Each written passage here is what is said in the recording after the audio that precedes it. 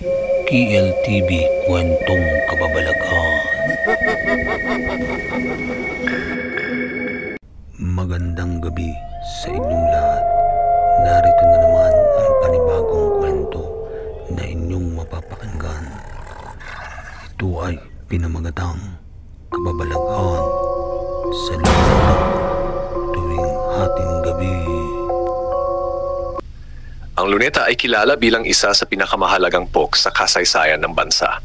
Dito nakatayo ang bantayog ni Dr. Jose Rizal at dito rin dinaraos ang iba't ibang pagtitipon, kasayahan at paggunita. Ngunit kapag ang mga ilaw ng parke ay nagsimulang magdilim at ang katahimikan ng hating gabi ay bumalot sa paligid, ibang anyo ang ipinapakita ng Luneta. Ang mga kwento ng kababalaghan ay naglalabasan, kwento ng mga nilalang na hindi maipaliwanag ng tao. Ang babae sa damuhan, pinakapopular na kwento ang tungkol sa babaeng nakaputi. Madalas daw makita siyang nakaupo malapit sa damuhan sa harap ng monumento ni Rizal. Minsan nakatungo, minsan ay nakatitig lang sa kawalan. Sinasabi ng mga gwardiya na kapag nilapitan mo siya, ngumiti lang siya at saka biglang maglaho na parang hangin. May gwardiya noon na nakaranas nito. Nang alukin niya ng pagkain ng babae, ngumiti ito at sinabing, "Salamat, pero huli na para sa akin." Paglingon niya, wala na itong bakas at ang pagkain ay nalaglag sa lupa na puno ng lupa at buhangin.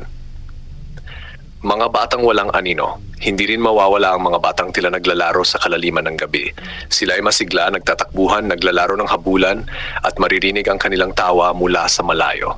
Ngunit mapapansin na wala silang anino at ang kanilang mga yapak ay hindi nag-iwan ng marka sa damo o semento. Isang beses, may lasing na lumapit at sinigawan ng mga bata para umalis. Laking gulat niya nang sabay-sabay siyang lingunin ng mga ito. Mapuputi ang mga mata, wala ni isang itim na bilog.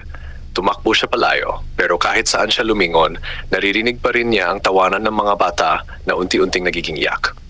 Ang pasaherong bigla na lang nawawala. Maraming taxi driver at pedicab driver ang nagsasabi na nakakapulot sila ng pasahero malapit sa Luneta. Kadalasan babae na nakasuot ng makalumang bestida. Tahimik lamang ito at may malamig na presensya. Pero bago bumaba, bigla na lang itong nawawala. May nagkuwento pang isang driver na may iniwang bayad ang babae. Ngunit nang hawakan niya ito, naging abo at naglaho sa kanyang palad. Ang pagmamartsa ng mga sundalo. May mga gwardiya at street vendor na nanunumpa na nakakarinig sila ng sabayang yabag ng mga sundalo tuwing 2:00 hanggang 3:00 ng madaling araw. Ang tunog ng mga bota ay parang nagmamartsa sa paligid monumento.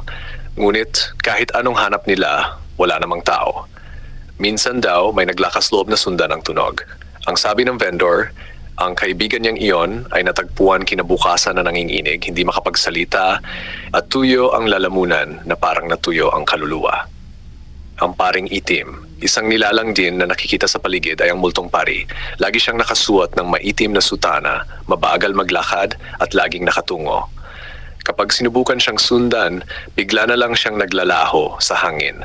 Ayon sa ilang nakasaksi, may mabigat na pakiramdam kapag dumarating siya, parang may humahawak sa dibdib nila at hirap silang huminga. May estudyanteng sinubukang sundan ng pari at nang makalapit siya, nakitang wala itong mukha kundi isang itim na hukay.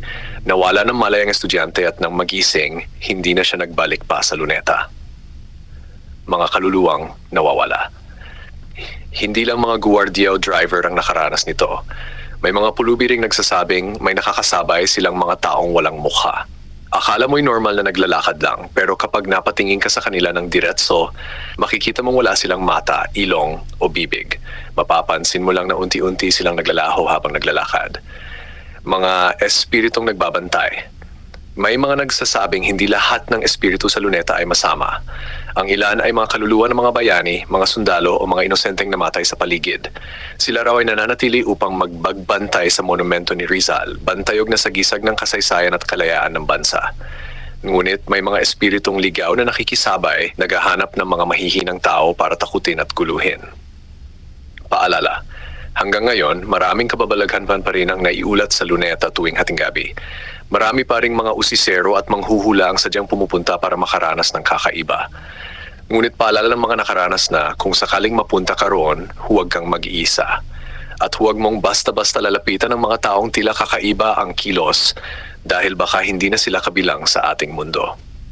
Ang Luneta ay isang parke ng kasaysayan tuwing araw. Ngunit pagsapit ng hating gabi, ito ay nagiging pintuan ng mga kababalaghan, isang lugar kung saan ang buhay at espiritu ay tila nagtatagpo.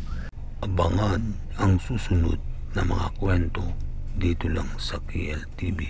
Kwentong Kababalaghan.